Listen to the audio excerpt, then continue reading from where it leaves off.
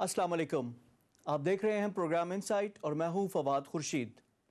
आज दुश्मन ने एक दफ़ा फिर हमला किया बलूचिस्तान में, बलूचिस्तान के इलाके हरनाई में। हदफ था उनका एफसी की चेक पोस्ट और वहां पे 7 जवानों ने जाम शहादत नोश किया और ये दुश्मन से मुकाबला करते हुए इन्होंने जाम शहादत नोश किया।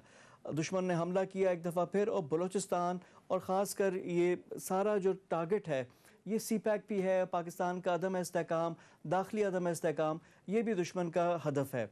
अब इसका मुकाबला करना है, हमारे बहादुर जो जवान हैं इसका मुकाबला कर रहे हैं, शहादतें भी इसमें हो रही हैं। अब ये पूरा इलाका कॉर्डन ऑफ कर दिया गया है और दुश्मनों को भी पकड़ना होगा, उनको भी सबक सिखाना होगा। साथ ही साथ आज मुल्क में एक और अहम खबर जो थी वो मोहतरमा बेनज़ीर भुट्टो की 13वीं बरसी थी। जिस तरह की रवायत है पाकिस्तान पीपल्स पार्टी की तरफ से घड़ी खुदा बख्श लाड़काना के करीब उनकी बरसी मनाई गई, एक जो जलसा भी होता है वहाँ पे सियासी पावर शो भी होता है। इस दफ़ा 2 मुख्तलिफ चीज़ें थीं। एक तो थी मौजूदगी वहाँ पे मरियम नवाज़ शरीफ की। नवाज़ शरीफ बेनज़ीर भुट्टो के सियासी मुखालिफ भी रहे हैं, बड़ी स्टेटमेंट्स भी आप देखते हैं, इन्हीं के दरमियान चार्टर ऑफ डेमोक्रेसी भी रहा, लेकिन एक माजी भी है दोनों जमातों का। तो आज मरियम नवाज़ का वहाँ जाना बड़ी खबर थी, वहाँ पर उन्होंने खिताब भी किया। साथ ही साथ जो PDM है, जो अपोजिशन का जो अलाइंस बना हुआ है, अपोजिशन के ख़िलाफ़ तहरीक चला रहे हैं, उनके सरबराह मौलाना फजलुर रहमान की अदम शिरकत, ये दोनों बड़ी इंपॉर्टेंट ख़बरें थीं। अब ये ज़ाहिर बात है जब सारी सियासी क़यादत वहाँ मौजूद थी तो कहते हैं ना रस्म दुनिया भी है, मौका भी था, तो वहाँ पे सियासी खिताबात भी हुए, कुछ बेनज़ीर भुट्टो साहबा को भी याद किया गया, लेकिन साथ के साथ इमरान खान की गवर्नमेंट और प्राइम मिनिस्टर को आड़े हाथों लिया गया, सख्त अल्फाज इस्तेमाल किए गए आसिफ जरदारी की जानिब से। मरियम नवाज़ शरीफ ने भी जो बयानिया है उसको कंटिन्यू किया और साथ ही साथ जो बिलावल भुट्टो थे उन्होंने लॉन्ग मार्च की कॉल पे लोगों से हल्फ लिया, उनसे एक वादा लिया कि जब वो कॉल करेंगे तो दमादम मस्त कलंदर का नारा लगाएंगे और उनके साथ शामिल हाल होंगे।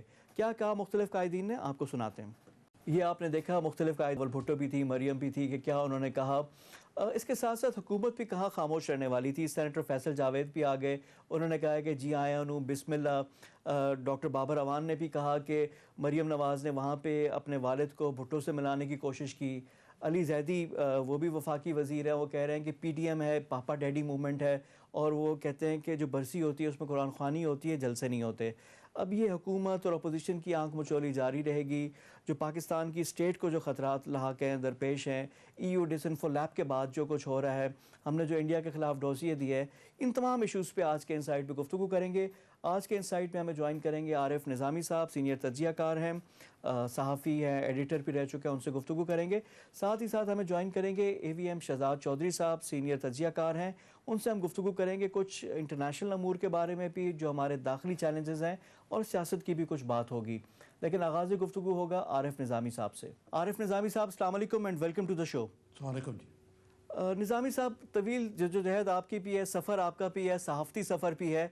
आज बेनज़ीर भुट्टो की 13वीं बरसी पे मरियम नवाज़ यानी नवाज़ शरीफ की बेटी का जाना, और जो सियासी मुखालिफिन हैं जिस तरह की बातें करते थे एक दूसरे के ख़िलाफ़, अब एक ही प्लेटफॉर्म पे बरसी पे जाना, ये कितनी बड़ी डेवलपमेंट है? ये देखें, सियासत में ऐसा होता है, पहले भी होता रहा कि बहतरीन दुश्मन जो है वो एक दूसरे के बगलगीर हो जाते हैं। और मोहतरमा बेनज़ीर भुट्टो शहीद की बरसी पे मरियम साहबा का तशरीफ़ ले जाना काफ़ी लोगों को चौंका दिया। इससे देख सकते हैं कि आप कि इमरान खान के ख़िलाफ़ महाज जो है उसकी वजह से बिल्कुल ये सही बात है कि सियासी दुश्मन होने के अलावा ये नज़रियाती दुश्मन भी हैं। और जो मियाँ नवाज़ शरीफ की सियासत है वो सारी की सारी एंटी भुट्टो प्लैंक पर है, वो इस लिहाज से तो ये है। लेकिन ये कहना कि आज के दुश्मन बात के दोस्त हो गए वगैरह वगैरह वगैरह, ये जो कह रहे हैं आज, मसलन जो PTI के खान साहब जो हैं उन्होंने भी कई अपने इसी किस्म के दुश्मनों को बगलगीर किया, कोई ऐसी अचंभे की बात तो नहीं है।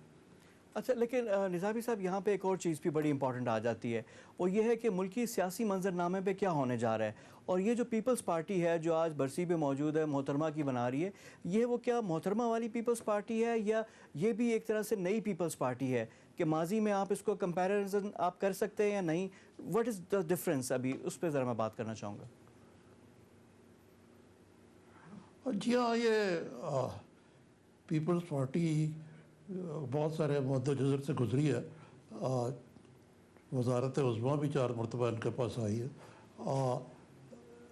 زرداری صاحب ایک مختلف قسم کے سیاستدان ثابت ہوئے ہیں، لیکن کامیاب سیاستدان ہیں. بھٹو صاحب نے جو بنیاد رکھی تھی پارٹی کی، وہ تو بالکل ایک مختلف فلینک تھا. روٹی کپڑا مکان اور غریب آدمی کو شعور دینا. اور یہ محترمہ بےنظیر بھٹو نے بھی اسی چیز کو آگے بڑھایا کہ ایک جو پہلے غریب آدمی کو سیلف رسپیکٹ تھی وہ دی. اور ہمیشہ جو بات کی وہ ایک بڑے لبرل پوائنٹ آف ویو سے اور غریب آدمی کی تھی. جبکہ اب جو پیپلز پارٹی ہے یہ اب ریئل پالیٹکس اس کو کہتے ہیں، یعنی جو زمینی پالیٹکس ہیں وہ کر رہی ہے. اب اس کی وہ دیکھیں، یہ پنجاب سے بھی ختم ہو گئی اور باقی صوبوں سے اب یہ سندھ تک محدود ہو کر رہ گئی ہے. اس زمانے میں یہ ایک اس لحاظ سے قومی جماعت تھی کہ اس کی پاکستان کے طول و عرض میں سپورٹ تھی. آج بھی ہے ویسے، اگر آپ دیکھیں کہ اگر ووٹ ان کو نہیں ملے، لیکن پیپلز پارٹی ایک نام اور ایک برانڈ ہے جس کو آپ رد نہیں کر سکتے.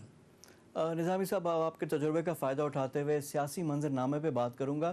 جو کچھ ہو رہا ہے، کیا ہونے جا رہا ہے اگلے 3-4 مہینوں میں؟ اپوزیشن نے اپنا پورا زور لگا دیا، جلسے بھی کر دیے، پاور شوز بھی ہو گئے. لاہور کا جلسہ PMLN کے لیے ایک بڑا تھا. واٹرلو کچھ لوگ کہہ رہے ثابت ہوا، کچھ لوگ کہہ رہے کہ چلیں ایک ون آف تھا. اور آج لاڑکانہ میں، گھڑی خدا بخش میں یہ پیپلز پارٹی کا بھی ہو گیا. اب آگے کیا ہونے جا رہا ہے؟ آگے کیا اپوزیشن نے متوجہ کر دیا ہے مقتدر حلقوں کو اپنی طرف، یا عمران خان کامیاب ہو گئے؟ ابھی تک کا کیا انالیسز آپ کا، اور آگے آنے والی پریڈکشنز کیا ہیں آپ کی؟ دیکھیں، جو گڑی خدا بخش یہ اس طرح کا شو ہے، اس لحاظ سے یہ منفرد ہے کہ اس میں باقی پارٹیز کے بھی لوگ ہیں. ادروائز یہ پیورلی پیپلز پارٹی کا ایک اوکیزن ہوتا ہے. اس پہ میں نے بھی کئی دفعہ شرکت کی ہے. اس میں یہ فرق ہے. تو یہ کوئی اس طرح کا، یہ کوئی ایسی چیز نہیں ہے جو کوئی شو آف اسٹرینتھ کے لیے تھی. جہاں تک لاہور کا واٹرلو کہتے ہیں، اس بارے میں میرے خیال سے شو اتنا برا نہیں تھا جتنا کہ اس کو PTI کی پروپیگنڈا مشین نے اس کو ثابت کرنے کی کوشش کی. شو امپریسو تھا. اب یہ تو نہیں ہو سکتا کہ 11-6 لاکھ کے ہر دفعہ جلسے ہوں، وہ اپنی جگہ پہ. لیکن جو سیاسی منظرنامہ ہے اس میں یہ بات خاصی قابل غور ہے کہ مولانا ان کو اکٹھے بھی کر لیا، یہاں تک لے بھی ہے. آپ جو آگے کا رستہ ہے وہ کچھ ذرا کٹھن نظر آ رہا ہے. اور سب سے پہلے تو بات یہ ہے کہ ایک بنیادی غلطی کی جا رہی ہے، وہ یہ ہے کہ PDM کو ایک سیاسی جماعت کے طور پہ پیش کیا جا رہا ہے، حالانکہ یہ سیاسی جماعتوں کا الائنس ہے. مثلاً پیپلز پارٹی اور PMLN، یہ جیسے میں نے عرض کیا، یہ ایک دوسرے کے ضد ہیں، اور پارٹیوں کی اپنے اپنے پروگرام ہیں. اب انہوں نے یہ تو یہاں تک تو آگے کہاں جانا ہے؟ اب استعفوں کا بڑا یہ گنجلک معاملہ ہے. کیا پیپلز پارٹی اپنی واقعی قربان کر دے گی سندھ میں گورنمنٹ؟ کیا یہ غیر فطری نہیں ہے کہ MLAs MPAs سینیٹرز استعفیٰ دے دیں؟ عملی طور پہ شاید ایسا نہیں ہوتا. پھر ایک طرف کہہ رہے ہیں کہ ہم نے استعفے دے دینے، ہم نے چھوڑ دینی اسمبلی. دوسری طرف بلدیاتی یہ ضمنی انتخابات میں بھی حصہ لیا جا رہا ہے اور سینٹ کے انتخاب میں بھی حصہ لیا جا رہا ہے. تو اگر سیاسی منظرنامہ جو آپ نے پوچھا، میرے نزدیک پوچھیں، تو میرے خیال سے عمران خان صاحب نے ایک غلطی نہیں کی جو کہ یہ باقی جماعتیں خاص طور پہ میاں نواز شریف نے کی، کہ انہوں نے اس ہاتھ کو نہیں ڈسا جس نے ان کو فیڈ کیا. یعنی مثلاً یہ ہے کہ عمران خان کو لانے والے جو ہیں، عمران خان نے یہ اپنی سیاست میں آرمی کے ساتھ کنفرنٹیشن جو ہے وہ قطر نہیں رکھی. اور یہی میرے خیال سے جب تک وہ اس فارمولے پہ عمل کرتے رہیں گے. لیکن عمران خان صاحب کی چھٹی ہوگی تو اس بیسس پہ ہوگی کہ وہ اپنے موجودہ ریکارڈ کے ساتھ، ان کے لیے بڑا مشکل ہوگا اگلا الیکشن جیتنا. اور اگلا الیکشن جو ہے اس میں ونیبلز اس طرح اکٹھے کر کے الیکشن لڑنا شاید اتنا آسان نہ ہو. اچھا نظامی صاحب، ان کی جو تحریک ہے اس سے پہلے یہ بیانیہ بڑا تھا کہ جی عمران خان کی کوئی ریپلیسمنٹ نہیں ہے، کہ اگر عمران خان نہیں تو پھر کون؟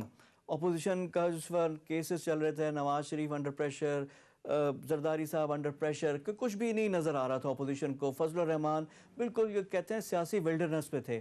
کیا اپوزیشن کی یہ کامیابی نہیں کہ بالکل ولڈرنس سے واپسی آ گئے ہیں؟ کم از کم اب ٹیبل پہ بیٹھنے کی باتیں ہو رہی ہیں، نیشنل ڈائلاگ کی بات ہو رہی ہے، کہ یہ اپوزیشن کی کامیابی ہے؟ نہیں، یہ کہنا کہ اپوزیشن کی جو تحریک ہے ناکام ہوئی ہے، میں نہیں کہہ رہا. میں کہہ رہا ہوں ان کا جو آئندہ کا روڈ میپ ہے، وہ دیکھیں نا، ان کا سارا جو زور ہے وہ اسی چیز پہ، جیسے کہ عمران خان صاحب نے ٹھیک کہا کل کہ جی مجھے یہ فوج سے نکلوانا چاہتے ہیں. اس کے علاوہ تو اور کچھ نظر نہیں آتا. ان کی میجورٹی ہے، ان کے 2.5 سال پڑے ہوئے ہیں، تو 2.5 سال کے بعد ہی کچھ ہو سکتا ہے اگر کوئی ایکسٹرا کانسٹیٹیوشنل تبدیلی نہ آئے. اس کے کتنے چانسز ہیں؟ فی الحال تو مجھے نل نظر آتے ہیں، انلیس کے کوئی، دیکھیں جیسے میں نے پہلے عرض کیا، انلیس کے بالکل ہی یہ اکنامک گورننس کا بریک ڈاؤن ہو جائے، جس کے قوی امکانات ہیں جس طریقے سے حکومت کے معاملات چلائے جا رہے ہیں. یہ ایک ایسا ہو سکتا ہے جس سے کہ اتنا زیادہ پاکستان کے اندر افراتفری اور مایوسی اور بدحالی بڑھے کہ ان کی چھٹی کروانا جو ہے وہ ناگزیر ہو جائے. اچھا سر دیکھیں، اب سارے بات تو کر رہے ہیں کہ مقتدر حلقوں کی بھی بات ہوتی ہے، فوج کی بھی بات ہو رہی ہے. اب آپ دیکھ لیں، آپشن ہے کہ ایک گورنمنٹ ہے، عمران خان ہے، پرائم منسٹر ہیں، وہ لیڈ کر رہے ہیں، دوسری جانب اپوزیشن ہے جن کے سٹیکس کم ہے، صرف پیپلز پارٹی کا سندھ میں گورنمنٹ ہے. اب دونوں ایک طرح سے ریس میں ایک دوسرے سے مقابلہ کر رہے ہیں. جب معاملات بالکل ہی خراب ہو جائیں گے، ایک طرح سے ڈیلیوری کا کوشچن ہے کہ ایک اکانومی آپ کی ڈیلیوری اور گورننس کے ایشوز آ رہے ہیں، دوسری طرف یہ ہے کہ پہلے بھی آزمائے ہوئے ہیں. اب ان دونوں میں سے پھر راستہ کیا نکلے گا؟ اگر دونوں طرف ہی فیلئر ہوتا ہے، ایک تو ہے کہ کامیاب ہو جائے، ایک ناکام ہو جائے، پھر تو کلیئر ہے. اگر دونوں طرف فیلئر ہوتا ہے پھر اسٹیٹ کے پاس کیا آپشن بچے گا؟ جی دیکھیں، یہاں پہ ایک اور سوچ بھی ہے کہ جی یہ سسٹم ناکام ہو چکا ہے، اس کو ریویمپ کریں اور کوئی نئی ڈسپنسیشن آیا جس میں اب جو اگر اس طرح ہوگا تو مقتدر حلقوں کا اس میں کافی رول ہوگا اور یہ ایسے ہی معاملہ چلے گا. نظامی صاحب، یہ جو بات آتی ہے کہ صدارتی نظام بہتر ہے، پارلیمانی نظام بہتر ہے، پہلے بہت ہوتا تھا تواتر کے ساتھ بنگلہ دیش ماڈل، یہ کیا ہوا میں باتیں ہیں یا کہیں نہ کہیں یہ بات ہوتی ہے تو اس کی وجہ سے یہ آتی ہیں؟ نہیں، یہ بالکل باتیں ہیں کہ ایک پاکستان میں طبقہ جو سمجھتا ہے کہ جی ایوب خان ہیرو ہے ہمارا، اس کو ایک بڑی ترقی ہوئی، وہ بھی ہے.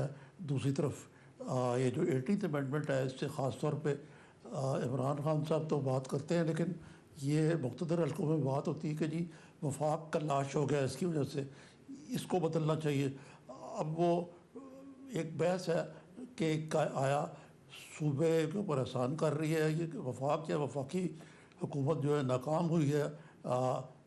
یہ حکومت نہیں بلکہ اس سے پیچھے والے بھی اب 10 سال ہو گئے کہ انہوں نے نہ جی ڈی پی میں اضافہ کر سکے، نہ tax to G D P ratio بڑھا سکے، نہ وفاق کی انکم بڑھا سکے. لیکن یہ اس کے پیچھے جو یہ سوچ کار فرما ہے کہ جی سینٹر اسٹرانگ ہونا چاہیے پرانی پاکستان میں، لیکن حقیقت یہ ہے کہ یہ ناکام ہو چکا ہے پاکستان میں. جو پارلیمنٹ یہ پریزیڈنشل سسٹم ہے، اس کی وجہ سے آدھا ملک ٹوٹا. ایوب خان کے دور میں اگر کوئی ترقی ہوئی تو وہ اس کاسٹ پہ ہوئی کہ ہم نے آدھا ملک کھو دیا. پھر ہم کہتے تھے کہ جی یہ بنگالیوں کے بغیر ہم بڑی ترقی کریں گے. اب بنگالی جو ہم سے بہت آگے ہیں، ان کا جی ڈی پی گروتھ، ان کی فارن ایکسچینج ریزروز، ان کی ایکسپورٹ، ان کی اقتصادیات، اور ہم کہاں کھڑے ہوئے ہیں. جی، اور یہی بات ہے جس پہ ہمیں سوچنا بھی چاہیے. بہت شکریہ آپ کے ٹائم کا. ہمارے ساتھ موجود صحافی، ایڈیٹر، تجزیہ کار عارف نظامی صاحب، ان سے ہماری گفتگو ہو رہی تھی. پروگرام میں وقت ہو گیا ایک بریک کا. بریک کے بعد آ کر گفتگو کا سلسلہ جاری رکھیں گے. اسٹے ود اس.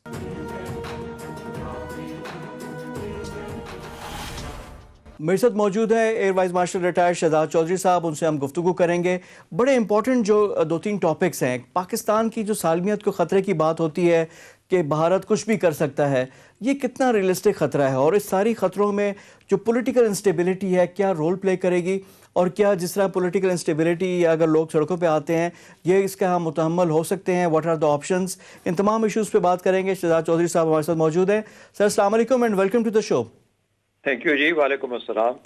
سر پہلے تھوڑا سا میں بڑی بات کر کے پھر پولیٹیکل تو ٹاک آپ سے کروں گا جو کچھ ہو رہا ہے اس میں کیا ہوگا، وے فارورڈ کیا ہوگا. لیکن یہ سب سے پہلے جو ای یو کی ڈس انفو لیب ہے اس کے جو انکشافات جو بھارت ہمارے خلاف کرتا رہا، اور ہمیں بھی مرہون منت ہے کہ ان کا شکریہ کہ انہوں نے اس کو ڈسمینٹل کیا، بتایا ہمیں کہ ہمارے خلاف کیا ہو رہا ہے. اس کے ساتھ ساتھ ہم نے انڈیا کے خلاف پورا ڈوزیے ہم نے کیا، انٹرنیشنل کمیونٹی میں یو این کے لیول پہ ہم نے کیا، نو رسپانس. بھارت نے کشمیر کی گراؤنڈ پوزیشن ریالٹی چینج کر دی، اب وہاں پہ ڈیموگرافکس چینج کر رہا ہے، international community no response. Pakistan کا جو موقف ہے، ہم بات تو سب سے کر رہے ہیں لیکن اس کا کوئی نتیجہ نہیں آ رہا. تو کیا we need to rethink? اور اس کے ساتھ ساتھ جب بھی ہماری اعلیٰ قیادت بیٹھتی ہے وہ کہتے ہیں، چاہے شاہ محمود قریشی ہو، عمران خان ہو، ایون ملٹری لیڈرشپ، کہ بھارت کوئی بھی فال فلیگ آپریشن کر کے اپنی انسٹیبلٹی کی طرف جو ان کے کسانوں کا احتجاج، اپنی داخلی جو پرابلمز ہیں وہ پاکستان کے اس میں ڈال سکتا ہے. تو where do we stand and ہمیں کیا کرنا چاہیے؟ فواد دیکھیں، یہ تو واضح ہے اور ہم ہمیشہ سے کہتے ہیں کہ بھارت جو ہے وہ پاکستان کے اندر دہشت گردی کی لہر ہو یا انسرجنسی ہو اس کو ہوا دے رہا ہے. اور وہ بلوچستان میں بہت زیادہ ہوا دے رہا ہے، اور اس سے پہلے وہ اتنے سال خیبر پختونخوا میں یہ جو افغان جنگ تھی اس کی آڑ میں یہ سب کچھ کیا جا رہا تھا. تحریک طالبان پاکستان کا اس نے کنٹرول سنبھال لیا، پھر اس نے کوشش کیا کہ ان تمام دھڑوں کو اکٹھا کر کے اس کے بعد ان کو بی آر اے اور بی ایل اے کے ساتھ ملا کے، تاکہ دونوں سرحدوں سے، ایران والی سرحد سے بھی اور افغانستان کی سرحد سے بھی بلوچستان پہ پریشر بڑھایا جائے. تو یہ تو اسٹیبلشڈ ہے. اب یہ ہوا ہے کہ ڈوسیئر کے تھرو اور اس کے بعد یہ جو ای یو ڈس انفو لیب سے ہمیں پتہ لگا، تو وہ جو نام آئیڈینٹیفائڈ ہوئے ہیں، وہ جو کردار ہیں اس کے، ان کے ناموں کے ساتھ، ان کی پوزیشنز کے ساتھ، ان کے واقعات کے ساتھ یہ اسٹیبلش ہو گیا. تو یہ تو اپنی طور پہ ایک ایویڈنس ہے جو کہ پاکستان کو بہر صورت ساری دنیا میں لے کے جانا ہے اور بتانا ہے کہ بھارت جو کہ ایک ڈیموکریسی کا چیمپئن بنتا ہے، وہ کس قسم کی دہشت گردی کی جنگ پاکستان کے خلاف اس وقت لاگو کیے ہوئے ہے. یہ تو ایک پارٹ ہو گیا. دوسرا پارٹ ہمارا اس جنگ کو لڑنا ہے، جس کو ہم سمجھ چکے تھے کہ ہم نے رد الفساد تقریباً 95% کمپلیٹ کر لی ہے. لگتا یوں ہے کہ اس کے اندر ایک اور پیک کی طرف اب سفر جاری ہے. اب آپ نے دیکھا ہرنائی میں جو آج ہوا، 7 لوگوں نے اپنی شہادتیں دیں، ایک چوکی پہ حملہ ہوا. اس کے بعد آپ نے دیکھا پچھلے چند دنوں کے اندر ایک بازار میں اس کو کلیئر کیا گیا بلوچستان کے اندر. بلوچستان میں گاہے بگاہے ہمارے سیکیورٹی فورسز پہ حملے ہو رہے ہیں. تو ایک طرح سے بلوچستان یہ ساری چیز کا سینٹر آف گریوٹی بنتا جا رہا ہے اس ساری جنگ کا. وہیں سے سی پیک کا بھی شروعات ہے. تو یہ پاکستان کی تھریٹس ہیں، یہ پاکستان کے خلاف ایک بہت ہی جسے کہتے ہیں انٹیگریٹڈ پلان قسم کا منور ہے. اس کے ساتھ ہی ساتھ دوسرا مرحلہ ہوا ہے جو کہ آپ کو ہمیں ہمیشہ خطرہ جس کا رہتا ہے کہ ایل او سی کے اوپر 3000 مرتبہ 3000 وائلیشنز ہوئی ہیں صرف اس سال کے دوران.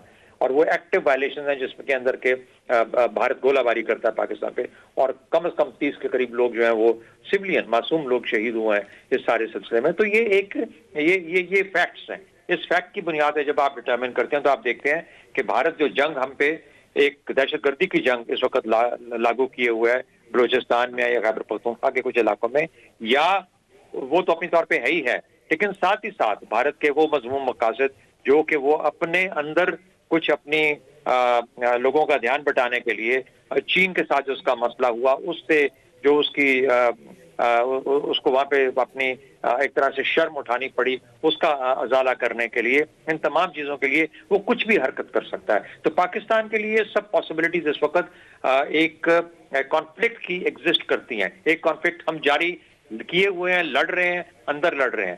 ساتھ ہی ساتھ اگر اس کے ساتھ وہ ایک ہائبرڈ وار کی وجہ سے وہ ہمارے اندر انتشار بھی پیدا کر پاتا ہے، ہماری افواج کو بھی نشانے پہ رکھتا ہے، تو پھر یہ ایک کمبائنڈ اسالٹ ہے جو کہ پاکستان کے مختلف اینگل سے اس وقت لگائی جا رہی ہے. تو اس کا یہ پاکستان کی تھریٹ ہے اور پاکستان کو اس کو فیس آف کرنا ہے.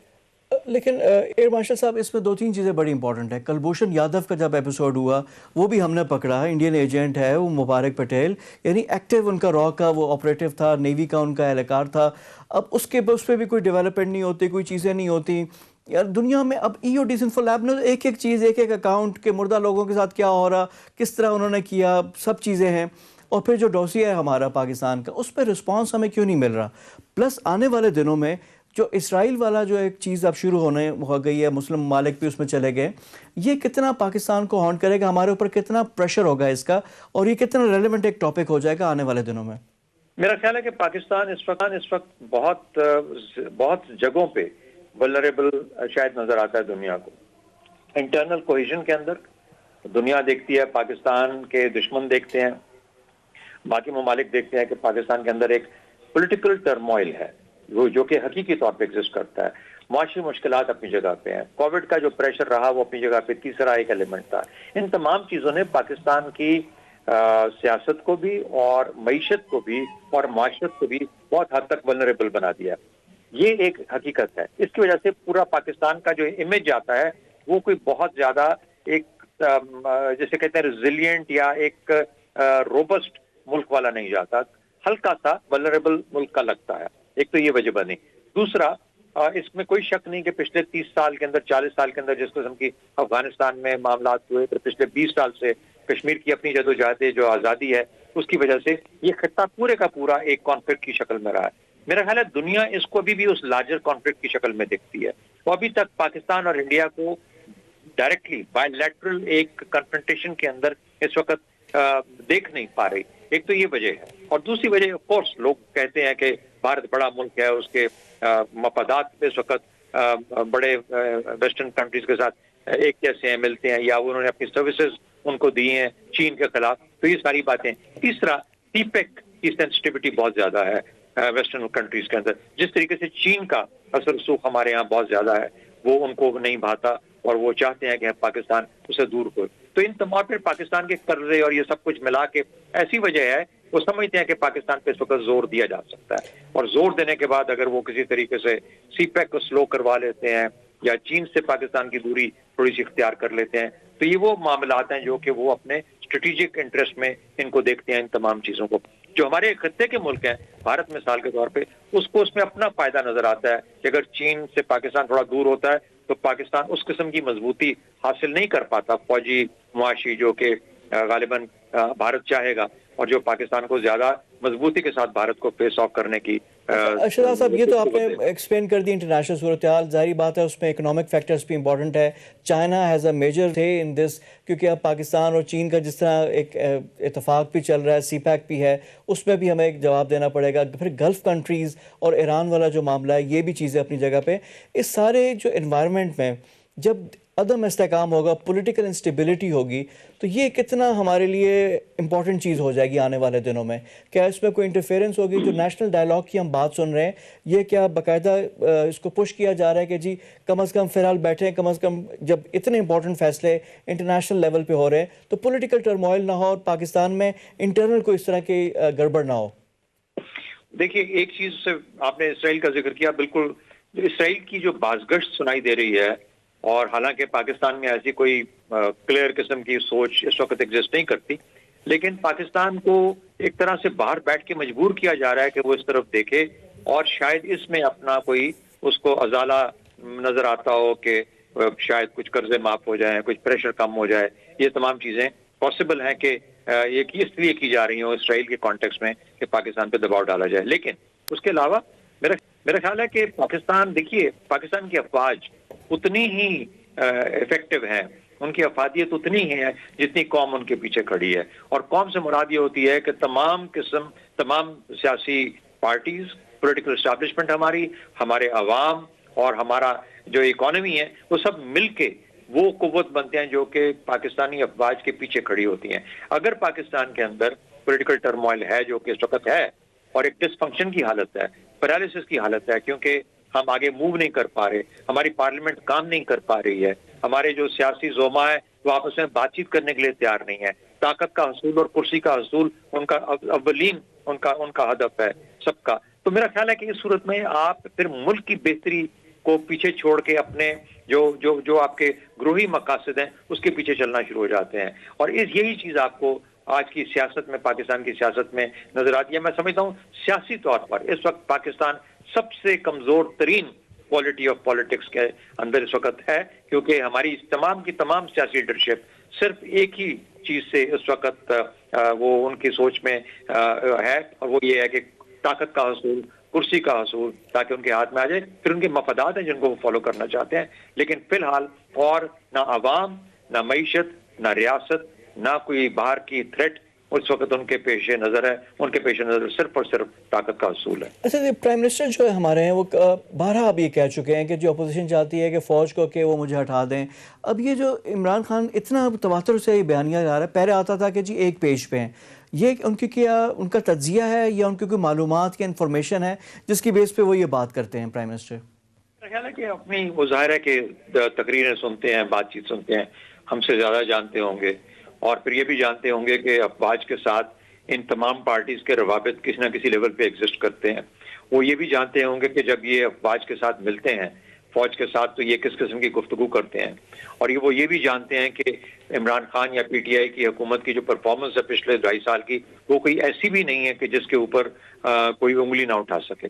تو یہ جب تمام کمزوریاں ایگزسٹ کرتی ہیں، اور ابھی تک تاریخی طور پر سب کا خیال، اور ہماری پولیٹیکل اسٹیبلشمنٹ کا، ہماری جو سیاسی پارٹیز ہیں، ان کا خیال کہ یہ کہ اگر کوئی یہاں پہ موو، دیکھیے نا، اگر عمران خان کو ہٹانا مقصود ہے، میں تمام باتیں ہم اپوزیشن کی مان لیتے ہیں کہ اس پی ٹی آئی نے وہ کام نہیں کیا، عمران خان نے لیڈرشپ کے طور پہ وہ پرفارمنس نہیں دی، تو پھر اس کا تو واحد بڑا آسان علاج ہے کہ آپ پارلیمنٹ میں جائیں اور پارلیمنٹ میں ان کو ووٹ آف نو کانفیڈنس کر کے ہٹا دیں، ختم کر دیں. ان کے پاس نمبرز نہیں ہے نا اے وی ایم صاحب، وہ پھر ان کے پاس جب نمبرز نہیں کر نہیں سکتے، اسی وجہ سے وہ کبھی استعفوں کی بات کرتے ہیں، اسٹریٹ پریشر کی بات کرتے ہیں کہ اتنا ہو جائے، اتحادی ان کو چھوڑ دیں تاکہ کہیں نہ کہیں سے کوئی چیز ہو جائے. لیکن اتحادی کہتے ہیں کہ وہ عمران خان کی اس پہ تو نہیں ہے، وہ کسی اور کے کہنے پہ ہیں، تو جس کے کہنے پہ ہیں ان کو متوجہ کرنا چاہ رہے ہیں تاکہ وہ ان کی طرف بات چیت ہو اور پھر یہ چیزیں اپنے مقاصد حاصل کریں. تو اگر یہ بات مان لی جائے تو اس کا مطلب یہ ہوا کہ وہ یہ چاہ رہے ہیں کہ وہ جو 6-7 ووٹ ہیں وہاں پر، ان کو حکم دیں کہ ہماری طرف آ جائیں اور ہم ووٹ آف نو کانفیڈنس کے ساتھ ان کو گرا دیں. تو پھر اگر یہ سب کچھ کرنا ہے تو پھر میرا خیال ہے کہ پھر جو فوج ہے، جو جس طریقے سے معاملہ چل رہا ہے، کل کو انہوں نے بھی آگے وہی کچھ کرنا ہے جو ابھی یہ ہو رہا ہے، تو پھر might as well continue like this. یہ لیکن میرا اپنا خیال یہ ہے کہ کل تو آج ہی تو یا کل مریم بی بی نے کہا کہ ہمیں فوج کی ضرورت نہیں ہے. فوج کی ضرورت اب اس لیے نہیں ہے کیونکہ فوج نے ان کی کوئی سنی نہیں، اور فوج نے وہ کام نہیں کیا جو کہ ان کا خیال ہے کہ فوج کرتی رہی ہے، کہ کبھی کیو کو کہہ دیا، کبھی کسی کو کہہ دیا کہ اچھا ہٹ جاؤ، عمران خان سے ہٹ جاؤ. نہیں، میرا نہیں خیال. میرا خیال ہے عمران خان کو 5 سال دینے چاہیے. یہ وہ لوگ ہیں جو کہتے ہیں کہ 5 سال وقت پورا ہونا چاہیے تاکہ ڈیموکریسی کو اور جمہوریت کو کنٹینیوٹی ملے. تو جو آپ نے 2.5 سال، اب اس 2.5 سال کی کیا افادیت ہے، کیا اہمیت ہے ان کے نظر میں، اس کا ہمیں کھوج لگانا چاہیے کہ اور 2.5 سال انتظار کیوں نہیں کر سکتے. کیا وجہ ہے کہ وہ ابھی ہی چاہتے ہیں کہ ابھی حکومت بدل جائے، ابھی ہی ہمارے ہاتھ میں آ جائے. تھوڑا انتظار کر لیں. اگر یہی پی ٹی آئی اور یہی عمران خان رہا تو 2.5 سال کے بعد تو بالکل اس کا صفحہ چٹ ہو جائے گا. تو پھر تو صرف یا پی پی پی رہ جائے گی یا پی ایم ایل این رہ جائے گی طاقت کے حصول کے لیے. تو کیا وجہ ہے کہ اس میں بھی بڑے سوال آتے ہیں کہ پیپلز پارٹی نے تو they had played their cards اپنے بہت اچھے کھیلے ہیں، انہوں نے اپنے آپ کو ریلیونٹ کر دیا. باقی سندھ گورنمنٹ میں وہ بیٹھے ہوئے ہیں، اب ان سے بات چیت ہے. جو نواز شریف کا سخت بیانیہ تھا، جو انہوں نے بات کی جس کو اینٹی اسٹیٹ بھی کہا جا رہا تھا، جہاں پہ وہ نام لے رہے تھے، تو پیپلز پارٹی نے اس سے بھی کیا. پھر گلگت بلتستان میں اپنی اہمیت بنائی، ایک مین اپوزیشن جماعت کے طور پر وہاں پہ بھی آ گئے. تو وہ تو نیٹ بینیفیشریز ہیں. جو لوزرز ہیں وہ اس میں جو سامنے آ رہے ہیں بظاہر، وہ مولانا فضل الرحمان، ان کی اپنی پارٹی میں شکست و ریخت شروع ہو گئی ہے. پی ایم ایل این میں شہباز شریف سے بات اور نیشنل ڈائیلاگ والا پیغام تھا، ادھر گیا. تو Maryam and Maulana they are not getting anything. تو اس پہ ظاہری بات ہے بے چینی تو ہوگی. جی آئی ایگری ود یو. اسی لیے ان کے اندر ڈیسپریشن بہت زیادہ ہے. لیکن سب سے امپورٹنٹ چیز نوٹ کرنے کی ہے کہ فوج اب سیاست میں اپنا کردار ادا نہیں کرے گی. اگر آپ نے رستہ ڈھونڈنا ہے تو آپ آپس میں بیٹھیں، اپنے آپ کو فلیکسیبل کریں. وہ عمران خان کے لیے بھی ہے، وہ مریم نواز کے لیے بھی ہے. سر اپوزیشن یہ نہیں مان رہی تھی نا. اپوزیشن کہہ رہی تھی جب ان کی تحریک شروع ہونے سے پہلے، وہ کہہ رہے تھے کہ ہم سے تو کوئی بات ہی نہیں، ہم تو ریلیونٹ ہو رہے تھے، اور سب کچھ ایک پیج والی بات روز ہوتی تھی کہ ایک پیج. اس پہ ادھر اپوزیشن گھبرا گئی تھی. دیکھیے فوج جو ہوتی ہے وہ ہر وقت ایک پیج پہ ہوتی ہے حکومت وقت کے ساتھ. انلیس حکومت وقت اس کے ساتھ حرکتیں کرنا نہ شروع کر دے اور دشمن کی فوج نہ سمجھنا شروع کر دے. اگر وہ دشمن کی فوج نہیں سمجھیں گے، اپنے آرمی کمانڈرز اور ملٹری کمانڈرز کے خلاف کوئی اور سازشیں نہیں کریں گے، اور اس قسم کی بات نہیں کریں گے جہاں پر اپنی افواج کو ملائن کیا جا سکے، تو میرا خیال ہے فوج تو ہمیشہ آئین کے نیچے رہتے ہوئے جو حکومت وقت ہوتی ہے اس کے تابع ہوتی ہے اور اس کا کام کرتی ہے اور اس کے حکم کے مطابق چلتی ہے۔ اچھا سر، اینڈ پہ میں ایک دوبارہ آپ سے وہی بات کروں گا جیسے شروع کیا کہ جب اتنے امپورٹنٹ آپ نے فیصلے کرنے ہیں کہ آپ نے چین کو بھی دیکھنا ہے، امریکہ کو بھی دیکھنا ہے، عرب ممالک کو بھی دیکھنا ہے، ایران کی بھی بات کرنی ہے، اسرائیل کا سوال آ رہا ہے، بھارت موجود ہے، تو اسی طرح چلتا رہے گا کام، انہی سے بات ہوتی رہے گی اور لوکل بھی کیونکہ آپ نے ہینڈل کرنا ہے، تو یہی یا سسٹم میں کوئی تبدیلی بھی آ سکتی ہے تمام انٹرنیشنل چیلنجز کے درپیش؟ نہیں بالکل، میرا خیال ہے کسی قسم کی تبدیلی جس کی طرف آپ کا اشارہ ہے اس طرح کی کوئی تبدیلی نہیں آئے گی۔ میرا خیال ہے کہ ایسے ہی چلیں گے۔ البتہ جو مجھے جس چیز کا خدشہ رہتا ہے وہ یہ رہتا ہے کہ ہماری ملٹری لیڈرشپ اس وقت اس کی جو اٹینشن ہے وہ ڈیوائیڈڈ نہ ہو، کیونکہ اس وقت جس قسم کا چیلنج بلوچستان بنتا جا رہا ہے اور جس قسم کا چیلنج ہمارے ایل او سی کے اوپر اور ہمارے انڈیا کے ساتھ معاملات کے اندر ہے، وہ اٹینشن 99% وہاں پہ ہونا چاہیے۔ یہ لوگ اس ملک کو، اس ریاست کو اور اس نظام کو خراب کریں گے۔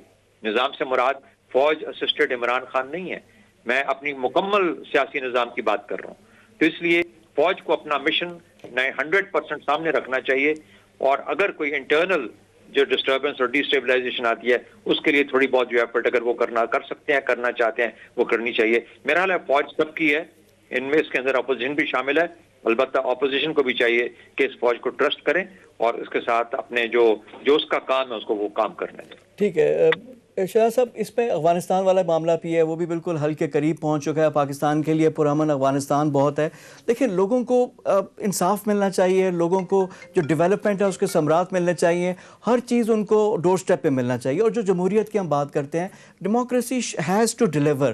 اب اس میں یہ ہے کہ اب بلدیاتی انتخابات نہیں ہو رہے، اب یہ بھی ایک بہت بڑی ناکامی ہے کہ آپ کے ڈور سٹیپ پہ آپ کو سولوشن ملتا ہے، اور جو آپ کے جو الیکٹڈ ریپرزینٹیٹیو ہیں عوام کی بات کریں، عوام کے ایشوز کی بات کریں، قانون سازی کریں، یہ بھی چیز انتہائی اہم ہے فیوچر کے لیے، مستقبل کے لیے۔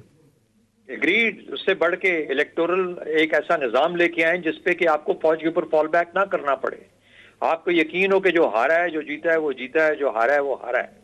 سب سے پہلے تو اس قسم کا نظام لے کے آئیں۔ اگر آپ کو نیب سے مسائل ہیں تو نیب کے اندر اس قسم کا کام کریں کہ جمہوریت کی جو ریلیونس ہے، جو اس کی کریڈیبلٹی ہے وہ بھی قائم رہے، اور احتساب کا نظام بھی ساتھ ساتھ چلتا رہے، اور اس کو اس طرح استعمال نہ کیا جا سکے جس طرح کے خدشات آپ کو ایگزسٹ کرتے ہیں۔ اس میں بھی چینجز لے کے آئیے۔ 18ویں ترمیم نے اگر کوئی مسائل کھڑے کیے ہیں اس کو بھی ریویو کیجئے، اور ساتھ ہی ساتھ یہ جو معاملات ہیں لوکل گورنمنٹس کے ہیں، ڈیلیوری ایٹ جس at local at grass root level وہ ہیں، ان کو دیکھیے۔ نہیں ہے تو یقین مانیے کہ یہ لوگ زیادہ دیر انتظار نہیں کریں گے۔ لوگوں کا میرے خیال میں پیمانہ یہ عمران خان کے خلاف لبریز نہیں ہوا، یہ ان لوگوں کے خلاف بھی لبریز ہوا ہے جو کہ بہت ساری اپنے ایسٹس باہر کی دنیا میں بنا کے بیٹھے ہوئے، اس وقت وہاں بیٹھے ہوئے ہیں۔ اور میں صرف پی ایم ایل این کی بات نہیں کر رہا، یہ سب کے سب لوگ، یہ ایک مختلف کیٹیگری کے لوگ ہیں، یہ ہمارے اوپر حکومتیں کرتے ہیں، یہ آپس میں میل جول کر کے میل ملاپ کے ساتھ انہوں نے جسے کہتے ہیں کہ ایلیٹس کا کیپچر ہے یہ ملک۔ یہ عوام اس طریقے سے زیادہ دیر نہیں چلیں گے، اور میرا خیال ہے کہ یہ ہماری یہ جو ابھی نئی آئی ہے کیا فوج جو لیڈرشپ کی ہے، ان کو سمجھنا چاہیے کہ ہمارے والدین نے غلطیاں کی ہیں اور ہمیں اپنے آپ کو درست کرنا ہے۔ ہماری سوچ کیا ہے، ہماری پولیٹیکل تھنکنگ کیا ہے۔ جب تک یہ اپنی آئیڈیلزم کو سامنے نہیں لے کے آئیں گے، پولیٹیکل سوچ کو کلیریفائی کرسٹلائز نہیں کریں گے، کوئی کریڈیبلٹی ان کی اسٹیبلش نہیں ہوگی۔ میرا خیال ہے یہ پرانی گیم کھیل رہے ہیں، اور پرانی گیم کے اندر ہمیشہ یہی چلتا رہے گا کہ جس کے پاس طاقت زیادہ ہے وہ پھر مینوپولیٹ کر لیتا ہے ان چیزوں کو۔ تو میرا خیال ہے کہ اس سے بچنے کی ضرورت ہے۔ باقی تمام دیکھیے، پی ٹی آئی اگر فیل کرتی ہے ان چیزوں کے اوپر تو یو ول سی کہ پی ٹی آئی بھی اس پہ سفر کرے گی اگلے الیکشنز کے اندر۔ تو پی ٹی آئی بھی اس کی اتنی ہی اس کی گلٹی ہے جو کہ باقی گورنمنٹس ہیں جو ابھی تک گزری۔ جی شہزاد چودھری صاحب، بہت شکریہ آپ کے ٹائم کا۔ ہمیں جوائن کیا تھا شہزاد چودھری صاحب نے، سینئر تجزیہ کار بھی ہیں، ان سے ہماری گفتگو ہو رہی تھی، ایئر مارشل شہزاد چودھری۔ آج کے انسائٹ میں اتنا ہی، مزید موضوعات کے ساتھ اگلے ہفتے آپ سے ملاقات ہوگی، لیکن جاتے جاتے ہماری طرف سے بھی ایک ٹریبیوٹ محترمہ بے نظیر بھٹو دختر مشرق کے لیے۔